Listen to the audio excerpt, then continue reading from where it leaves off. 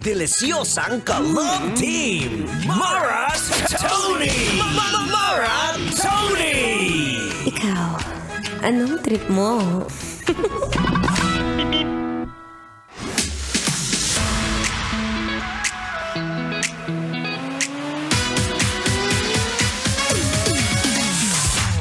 Shout out! Shout out sa'yo, nakakapasok lang ng Enero, puro problema na agad ang nasa isip mo. Diyos ko, B, hindi nyo pa nauubos yung spaghetti matigas sa loob ng freezer. Hindi nyo nga mahiwa ng kutsilyo sa sobrang tigas, may problema na naman! Nagbabalik po ang inyong kadaldalan. Daldalerang atleta DJ Mara Tony. At kung may problema ka, saktong-sakto, B, this is the sign. May mga ganung moment ba kayo? Yung moment na feeling mo isa siyang araw na tinubuan ng problema.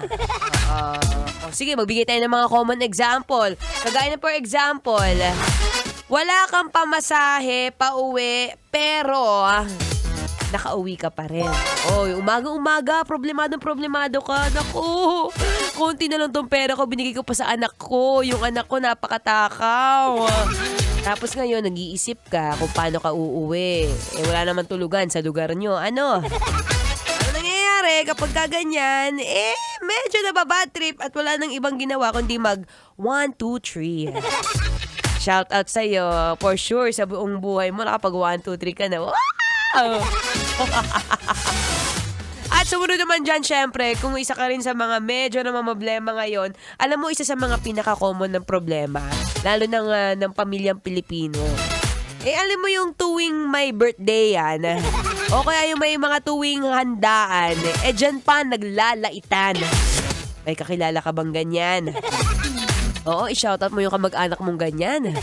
Yung minsan na nga lang kayo magkita, uy, bakit hanggang ngayon wala ka pa ring asawa? Ilang taon ka na, 30 ka na, di ba? Hindi ka pa ba mag-aanak? Pwede bang don't judge?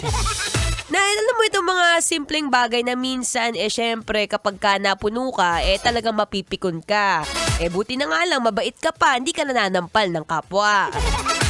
Pero ano nga ba ang pwedeng gawin kapag ka may mga ganyang kang tao na minsan, sorry for the word, syusyunga-syunga. Oo, diba? It's either syusyunga-syunga o minsan wala lang talagang puso. Kaya gusto lang ng iinis.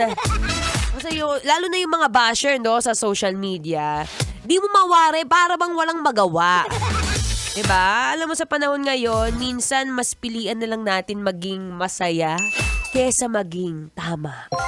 Oo, baka kasi may mga araw na gusto natin i-prove sa sarili natin o dun sa kaaway natin. Ay, hindi! Tama ako! Dapat ako lang lagi. Dapat wala akong sinasanto. This is my rules. Pero minsan kasi ang sakit lang din sa ulo na may lagi kang kaaway. Ano? 'Di ba? Nakakadagdag ng problema, nakakadagdag ng wrinkles.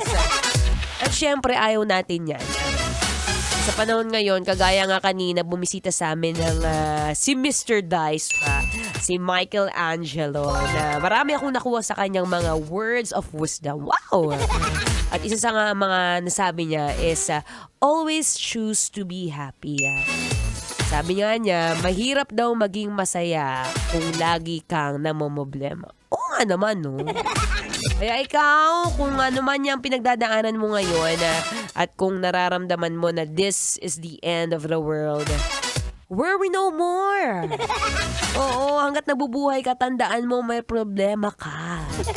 Diba? Kung hindi ka na nakakatanggap ng problema, abay, kabahan ka na.